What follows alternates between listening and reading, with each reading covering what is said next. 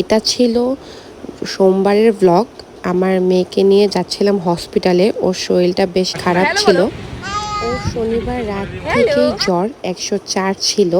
দেন রবিবারেও হচ্ছে ও সারাদিন 100-101 ছিল, রাতে আবার 103 হয়ে গেছে। দেন সকালে উঠেই হচ্ছে ওকে নিয়ে আমরা এর জন্য হসপিটাল চলে গেছি। ও দুষ্টামি করতেছিল, এর মাঝে মাঝে আবার খারাপও লাগতেছিল, শুয়েছিল। বাচ্চাদের জন্য 104 জ্বর আসলে কম না, অনেকই বেশি। আর সারাদিনও হচ্ছে জ্বর যে কমে তা না, 102-101 এরকম থাকেই জ্বর। তাই হচ্ছে ওকে আমরা খুব তাড়াতাড়ি আসলে ডাক্তারের কাছে নিয়ে গেছি, ওয়েট করি নাই। তার উপর ডেঙ্গু সিজন চলতেছে।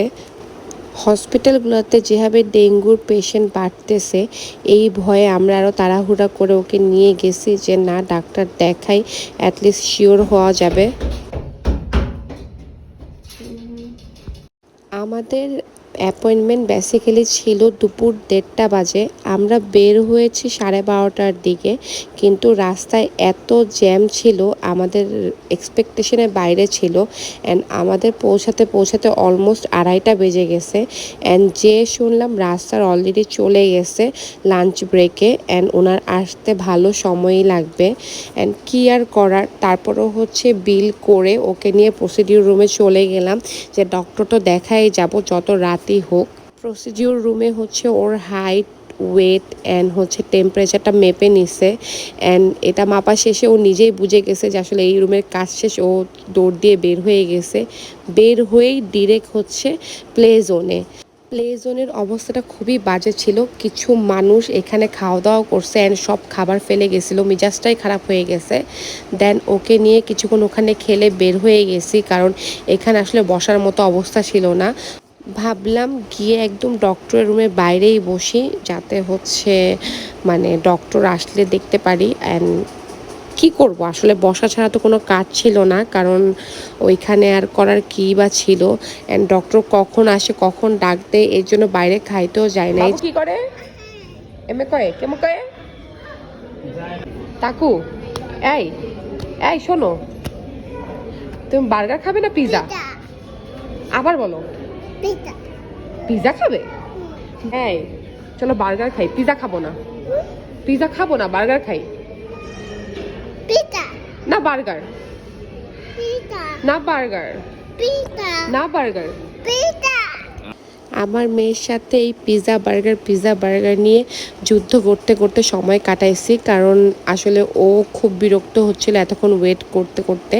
আর ও তো হচ্ছে স্কোয়ারে নেমেই শুরু করছে পিৎজা খাবে পিৎজা খাবে। অ্যান্ড মাঝখানে বেশ কয়েকবার বলছে পিৎজা খাবে, কিন্তু আমরা তো আসলে ডক্টরের জন্য ওয়েট করতেছিলাম, এর জন্য আর যেতে পারতেছিলাম না খাইতে। কি লাগবে? এই কি লাগবে? পরে খাবো, ডক্টর দেখিয়ে, ঠিক আছে? ডালা ওইখানে যায় না। তালহা গেছিলো আমার জন্য একটা কফি নিতে, যেহেতু 2-3 দিন যাবৎ রাত জাগনা, তো অনেক বেশি এক্সস্টেড লাগতেছিল। কিন্তু মেয়ে কি আর থাকে, মেয়ে দৌড় দিয়েছে বাপের সাথে আমার জন্য কফি আনতে, আর ভাবছে এখানে পিৎজা আছে, পিৎজা খাবে। খুব মনোযোগ সহকারে দেখতেছে যে এটার মধ্যে কি আছে। ও আবার এসে বলতেছে আম্মুকে দাও, এটা আম্মুর। মানে যাই হোক, আমার মেয়ের হচ্ছে আমার দিকে খুব খেয়াল আছে।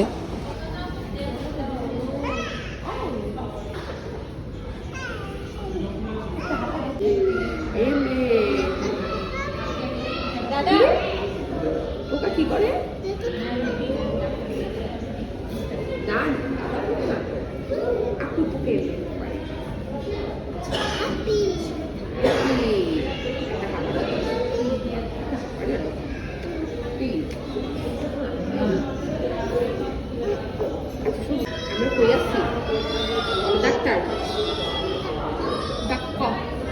এই সব তালবাহানা করতে করতেই হচ্ছে আমাদের সিরিয়াল চলে আসে। অ্যান্ড দেন হচ্ছে আমরা ডক্টরের রুমে যাই।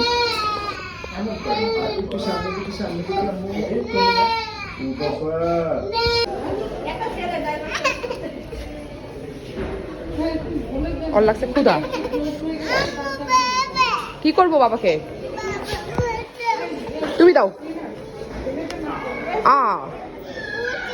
ওই যে কি, বের হয়েই আমরা সোজা ডমিনোসে চলে গেছি, বিকজ আমাদের 3 জনেরই প্রচুর ক্ষুধা লাগছিল। কি বানায়?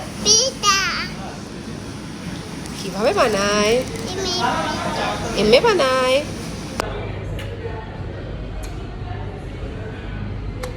তারপর নাকে, চোখে, চোখে এমএ আসো। পিৎজা অর্ডার দিয়ে আমরা ওয়েট করতেছিলাম, আর এদিকে রাস্তার অবস্থা দেখতেছিলাম যেই জ্যাম লেগে আছে, মানে কতক্ষণে যে বাসায় যাব এটা ভেবেই আমি ডিপ্রেশনে চলে যেতেছিলাম। আর এর মাঝখানে ডক্টর তো টেস্ট দিছে, ওই টেস্টও করাইতে যাইতে হবে। হ্যালো, ও যে দেখো, হ্যালো হ্যালো বলো।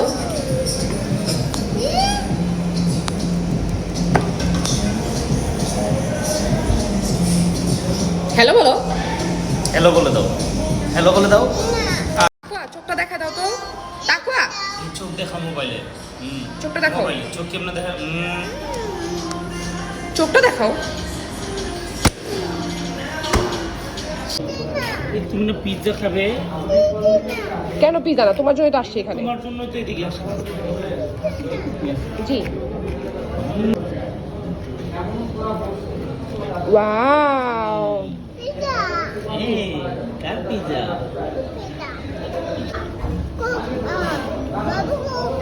কোক না পিৎজা। খাওয়া দাওয়া শেষ করে আমরা আবার হসপিটালে গেছি, যেহেতু ডক্টর টেস্ট দিছে, একবার টেস্টগুলো করায় দেন বাসায় যাব। তো হসপিটালে উঠতে দেখে আমার মেয়ের মন আবার খারাপ হয়ে গেছে, আর ওর আবারও জ্বর জ্বর লাগতেছিল, এই জন্য একটু চুপচাপও ছিল। প্লে জোন দেখলাম পরিষ্কার করছে, তো ওকে নিয়ে আবার ঢুকছি।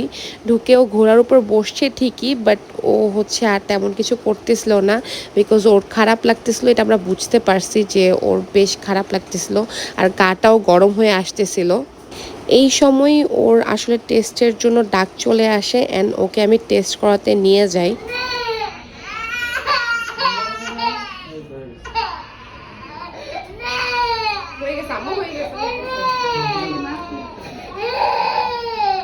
আমার বাচ্চার হাতটা কি করছে?